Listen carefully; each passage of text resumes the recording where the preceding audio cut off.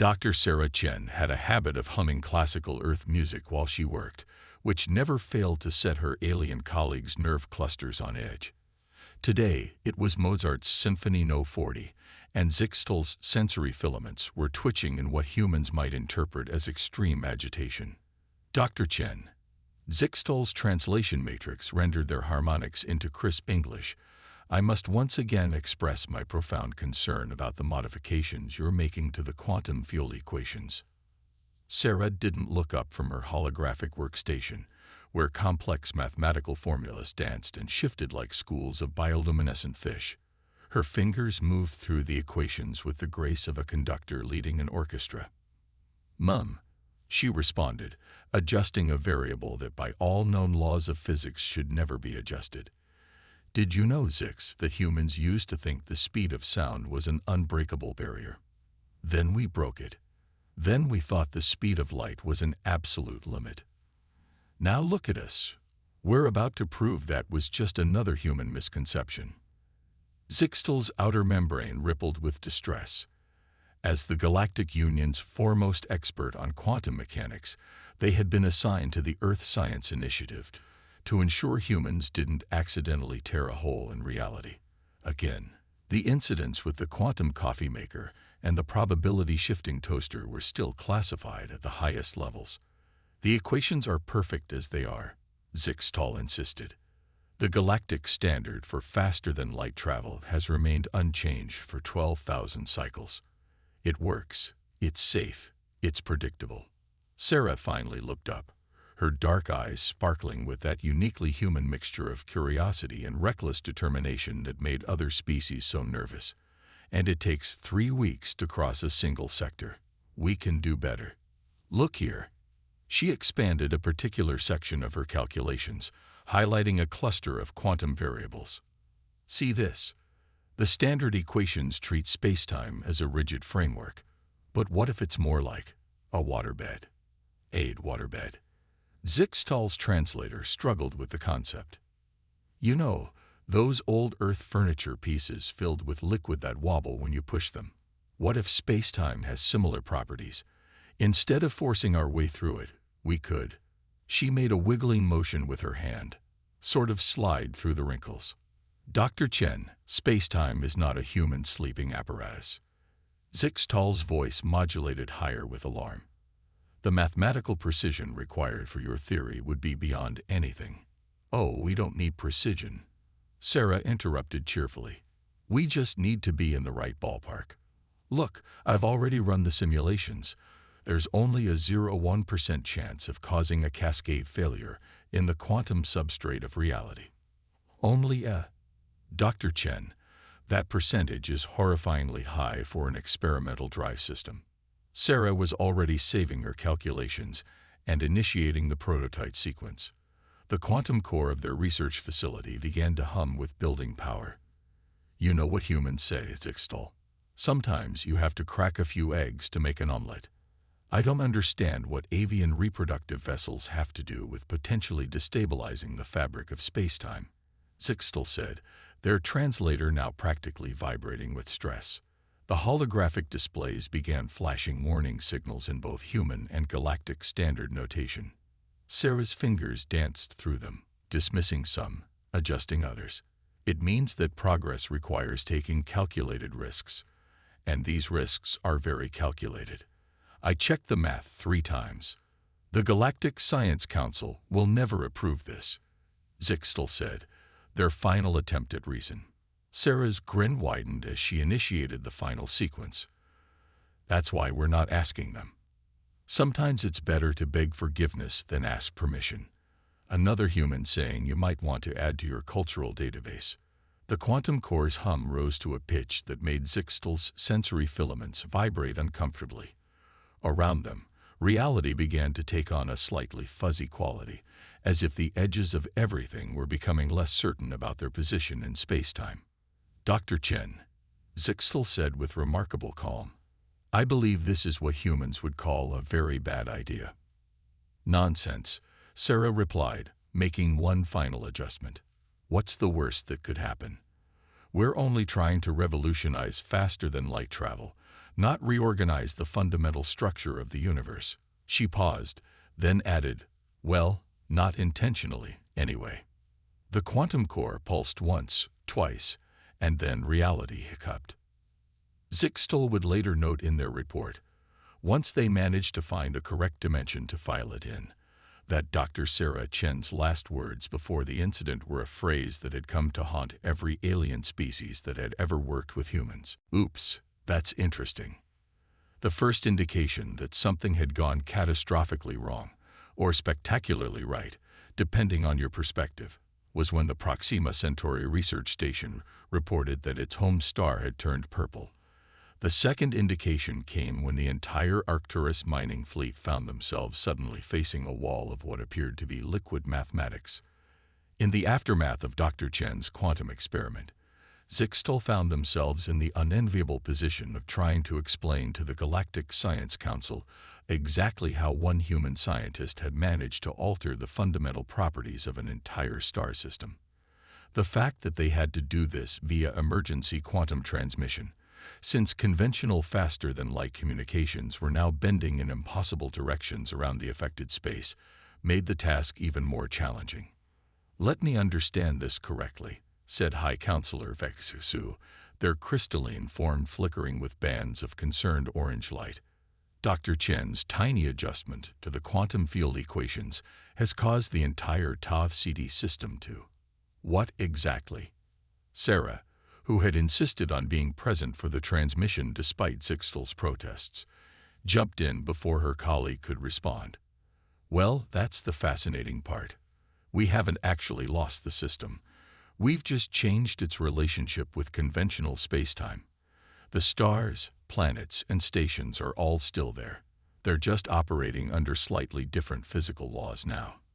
Slightly different physical laws, repeated Vexusu in a tone that suggested they were developing the stellar equivalent of a migraine. Could you be more specific? Right now, it appears that gravity in the affected region is operating more like surface tension, Sarah explained, her excitement palpable. Stars are holding themselves together like giant drops of water, which explains the color changes. Light is refracting through the modified spacetime fabric in completely new ways, and the wall of mathematics the mining fleet encountered. That's actually the boundary where our adjusted quantum fields meet normal space. We can see the raw equations manifesting visually, which is absolutely unprecedented. Zixtal watched in horror as Sarah pulled up her holographic displays, expanding them to show the council the cascade of data she'd been collecting. Look at these readings. We've essentially created a bubble universe where quantum mechanics operates on macro scales. Do you have any idea what this means for the future of space travel? It means, interrupted another council member, their gas cloud form swirling with agitation, that you have potentially endangered millions of lives.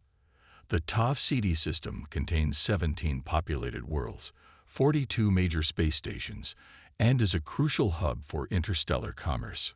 Oh, the inhabitants are perfectly fine, Sarah assured them, waving away the concern. Their biology adapted automatically to the new physical framework. Some of them are actually reporting enhanced cognitive abilities, probably due to quantum effects now operating at the neural level. And as for commerce, she grinned. Well, once we figure out how to replicate and control these effects, we could revolutionize shipping. Imagine cargo holds where space operates under different rules. We could fit entire warehouses into a shoebox. The council chamber erupted into chaos as various members tried to speak at once. Zixtal noticed that their own translator was struggling to keep up with the multiple simultaneous expressions of shock, horror, and, in at least 2 cases, grudging scientific curiosity. High Counselor Vexusu finally restored order by emitting a sharp burst of ultraviolet light. Dr. Chen, while your innovations are certainly impressive, the Council cannot ignore the severity of this situation. We demand that you reverse these effects immediately. Sarah's enthusiasm dimmed slightly. Ah, yes. About that. She pulled up another set of equations. Reversing the effect is theoretically possible, but it's going to be tricky. The quantum fields have sort of gotten comfortable in their new configuration. It's like trying to unbake a cake. You can't just run the process backward. Are you saying Vekkshu's crystalline form now showed bands of deep red, that you don't know how to fix this? Oh, I know how to fix it, Sarah assured them quickly. I just need to figure out exactly how we did it in the first place. You see, some of our calculations may have been slightly emergent during the experiment. But don't worry, I've already got some ideas. We just need to run a few more tests. No. The unified shout from the entire council actually caused the quantum transmission to briefly destabilize. No more tests, Vekkshu said firmly once the connection stabilized. The council is dispatching a team of our most experienced quantum physicists to assist and supervise the restoration effort. They will arrive within 3 standard days. 3 days. Sarah looked disappointed. But we're right on the verge of understanding how to manipulate fundamental forces. Give me just a few more hours with the quantum core. The transmission cut off abruptly as Zixtal finally did what they have been wanting to do since the experiment began. They pulled the emergency shutdown switch for the entire facility. That was unnecessary, Sarah protested, watching her holographic displays fade away. I was about to show them the really interesting data about how causality is now running sideways in some parts of the system. Zixtal's translator took several moments to find the right words. Dr. Chen, I believe it would be best if we waited for the council's team to arrive before we investigate any sideways causality. But think of the possibilities. Sarah was already pulling out her portable computer. If we could harness these effects in a controlled way, we could revolutionize everything. Energy production, computing, manufacturing, even waste management. Imagine garbage dumps where we could just fold space until the trash disappears. Dr. Chen, Zixtal said with what they felt was remarkable patience, I believe this is an appropriate time to introduce you to a saying from my own species. Not every discovery needs to be improved upon immediately. Sarah looked up from her computer with a slight frown. That doesn't sound very progressive. Neither does accidentally turning an entire star system into a quantum physics experiment, Zixtal countered. Fair point, Sarah conceded. Then she brightened.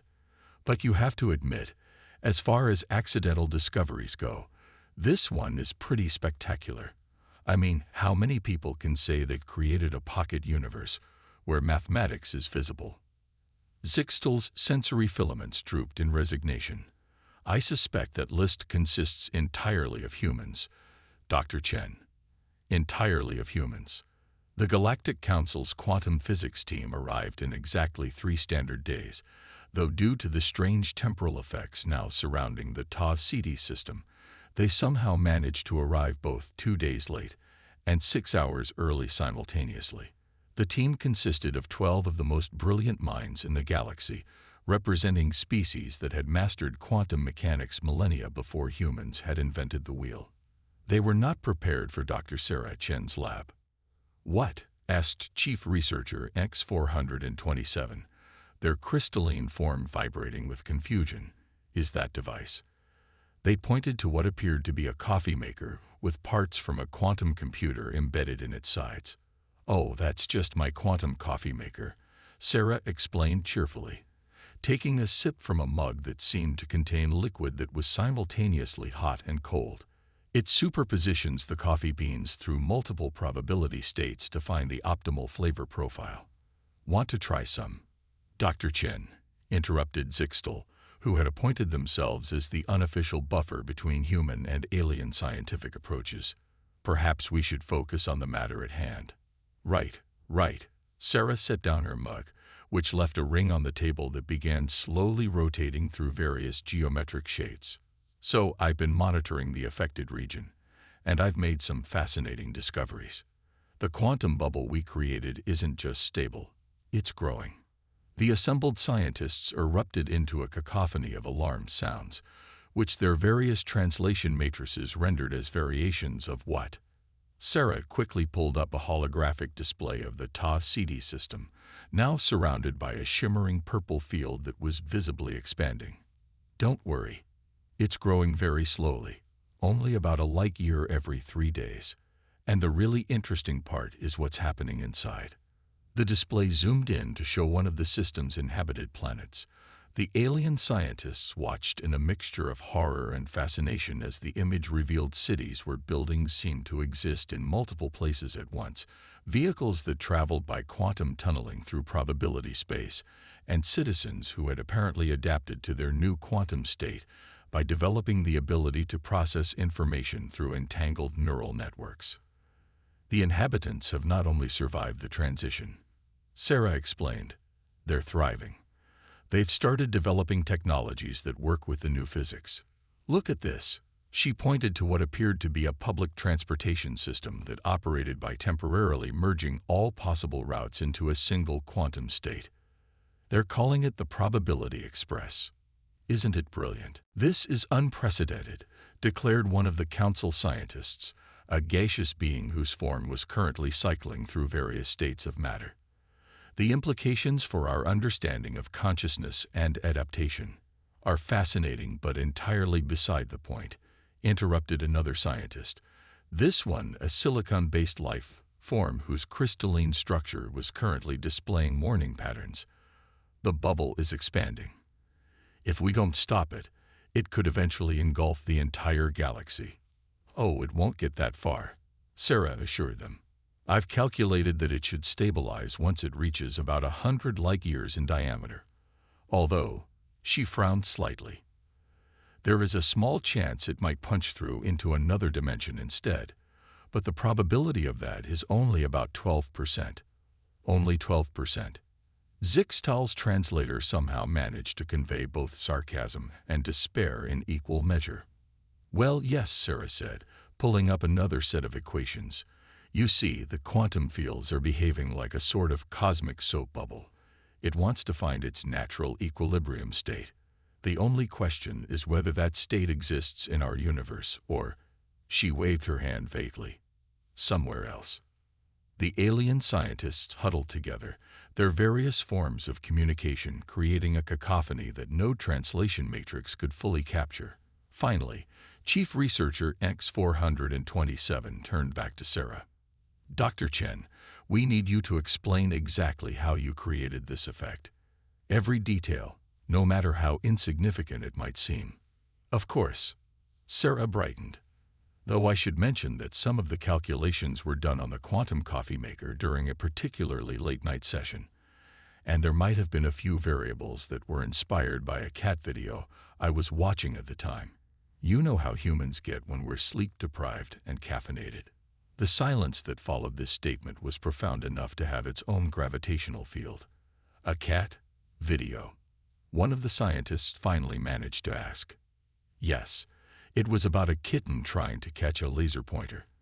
It got me thinking about quantum uncertainty and probability fields, and how maybe we're all just cosmic kittens chasing light we can never quite catch. Sarah trailed off, noticing the increasingly distressed states of her audience. That probably doesn't help explain things, does it? Dr. Chen, X427 said with remarkable composure, are you telling us that one of the most significant quantum physics events in galactic history was partially inspired by an Earth Felis catus attempting to apprehend a coherent light beam? When you put it that way, it sounds a bit silly, Sarah admitted. But you have to admit, the results are spectacular. We're seeing quantum effects that nobody has ever observed before.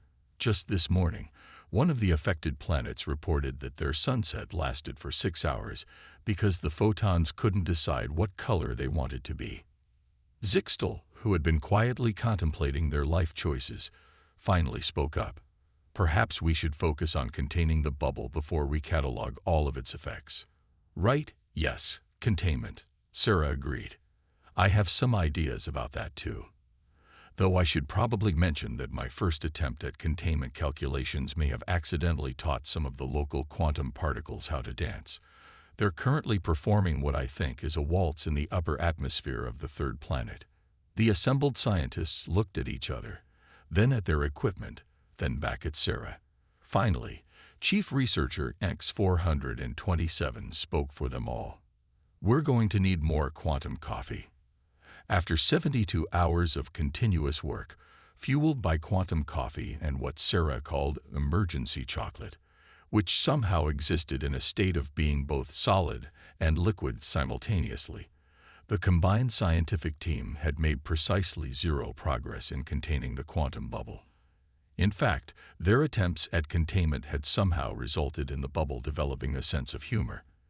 It now occasionally formed itself into shapes that looked suspiciously like cosmic smiley faces. "I don't understand," muttered one of the council scientists, a being composed entirely of magnetic fields. "We've tried every known method of quantum field manipulation. We've applied theories that took millennia to perfect. Why isn't anything working?" Sarah, who was currently standing upside down on the ceiling, a side effect of some of their recent experiments that she hadn't bothered to correct, looked thoughtful. "Maybe that's the problem. We're trying to use known methods to solve an unknown problem. What we need is something completely new, something unprecedented, something. If you say human, I am submitting my resignation to the council immediately," Zixtal interrupted. "Actually," Sarah grinned, still upside down, "I was going to say stupid. We need to do something stupid." The assembled scientists stared at her with various organs and sensory apparatuses that approximated eyes. "Think about it," Sarah continued, walking across the ceiling to her workstation. "The quantum bubble isn't following any known laws of physics. It's not behaving like a normal quantum field. It's acting more like, well, like a child who's just discovered they can do something new and fun." "Are you suggesting," Chief Researcher X427 asked carefully, "that we should treat this unprecedented quantum phenomenon like a human offspring?" "Exactly," Sarah exclaimed. "When a child is running around causing chaos, what do? You give them something more interesting to play with." There was a long moment of silence, broken only by the soft humming of quantum computers and the occasional giggle from the bubble as it formed itself into what appeared to be a cosmic knock-knock joke. "Dr. Chen," one of the scientists finally said, their plasma form flickering with confusion, "are you proposing that we attempt to distract a quantum field anomaly?" "Better than that," Sarah said, her fingers flying over her holographic controls. "I'm proposing we give it a friend to play with." The horror that swept through the room was almost palpable. Zixtal's translator actually shut down for a moment in sheer self-defense. "You want to create an OTER quantum bubble." The magnetic field scientist's voice caused several nearby metals to spontaneously magnetize. "Not exactly," Sarah said, pulling up a complex set of equations. "I want to create a quantum mirror, a field that mimics the properties of our bubble, but in reverse. Like an antimatter particle, but for quantum states. The bubble is expressing quantum effects on a macro scale, so we'll create a field that forces quantum effects back down to their normal scale." "That's," Chief Researcher X427 began, then paused as they actually looked at the equations. "That's not entirely insane. Coming from a council scientist, I'll take that as high praise," Sarah grinned. "The trick will be getting the field harmonics exactly wrong in exactly the right way. We need to create something so mathematically irritating that our bubble will have no choice but to interact with it. Like two children who initially annoy each other, but eventually become friends." Zixtal asked, their translator having recovered enough to express weary resignation. "More like two soap bubbles that can't help but merge," Sarah explained. "Except instead of soap, we're using fundamental forces of the universe. And instead of merging, they should theoretically cancel each other out, or possibly create a new form of matter, or maybe turn the entire sector into a giant quantum computer. The simulations aren't entirely clear on that point." The council scientists began frantically checking her calculations, their various forms of matter and energy shifting with increasing agitation as they realized that her math, while completely unorthodox, was technically correct. "This is madness," one of them declared. "The precision required to create such a field would be beyond anything we've ever attempted." "Oh, we don't need precision," Sarah said cheerfully, already beginning to power up the quantum core. "We just need to be interesting enough to get our bubble's attention. Think of it like making a loud noise to startle someone who's concentrating too hard, except the noise is mathematical, and we're trying to startle a piece of reality that's forgotten how to behave properly." "And if it doesn't work?" Zixtal asked, already knowing they wouldn't like the answer. "Then we'll have two quantum anomalies to deal with," Sarah admitted. "But look on the bright side. They might become friends and go off to create their own universe somewhere else." Before anyone could object, she activated the quantum core. The air filled with the smell of ozone and something that several scientists would later describe as the color blue, but angry. Dr. Chen, X427, said as reality began to ripple around them, "I believe I speak for the entire council when I say that humans are simultaneously the most brilliant and most terrifying species we have ever encountered." "Aw, thanks." Sarah beamed as spacetime began to fold itself into interesting new shapes. Now, everyone might want to hold onto something. This could get a bit wibbly. The last thing Zixtal saw before reality temporarily ceased to exist was Sarah giving a thumbs up to what appeared to be a quantum field that had formed itself into a giant question mark. Sometimes they reflected as the universe briefly turned inside out. The most terrifying thing about humans wasn't their mistakes. It was the way they turned those mistakes into revolutionary new sciences. The official report to the Galactic Council regarding the resolution of the Tau Ceti quantum incident took 6 months to compile, required the invention of 3 new mathematical languages to describe what had happened, and still began with the phrase, "You're not going to believe this." But the unofficial version, as told by Dr. Sarah Chen at the newly established Institute for Quantum Irregularities, which she insisted on calling the Whoopsie Department, went something like this. "So it turns out that when you introduce a quantum mirror field to a macro-scale quantum anomaly, you don't get cancellation or merger. You get quantum mitosis. The bubble actually split itself into billions of tiny quantum bubbles, each about the size of a sugar cube. And here's the really interesting part. Each bubble maintained all the properties of the original field, just on a much smaller scale."